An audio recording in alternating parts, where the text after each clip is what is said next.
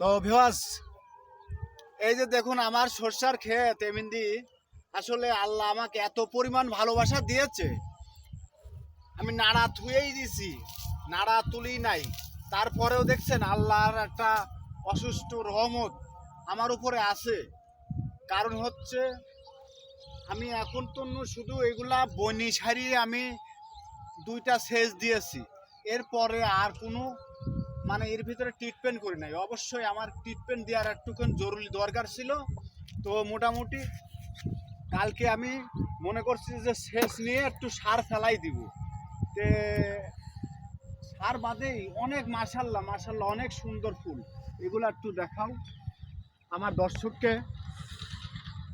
আসলে মানুষের উপরে ভালোবাসা না থাকলে আল্লাহ মানুষের উপরে ভালোবাসা দেয় না। আমি মানুষকে ভালোবাসা দেই বলে, মানুষকে ভালোবাসি বলে আজ আমার ক্ষেত ফসল ভরা, ক্ষেত ভরা ফসল। তো ভিউয়ার্স, ভিডিওটা ভালো লাগলে একটা লাইক, একটা কমেন্ট, একটা শেয়ার করবেন। ধন্যবাদ। আসসালামু আলাইকুম। হাই দর্শক, আসলে মজা পাচ্ছি।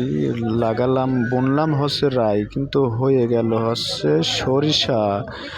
মাশাল্লাহ, অনেক অনেক শুকরিয়া আদায় করি আল্লাহর কাছে। এর আগেও আমি একটা বুনেছিলাম ভুঁয়ে, আর হয়েছিল একটা। অবশ্যই আপনারা দেখে যাবেন। আর যদি ভিডিওটা ভালো লাগে লাইক শেয়ার করবেন, না ভালো লাগলে স্পট করে চলে যাবেন। যে এই সরষে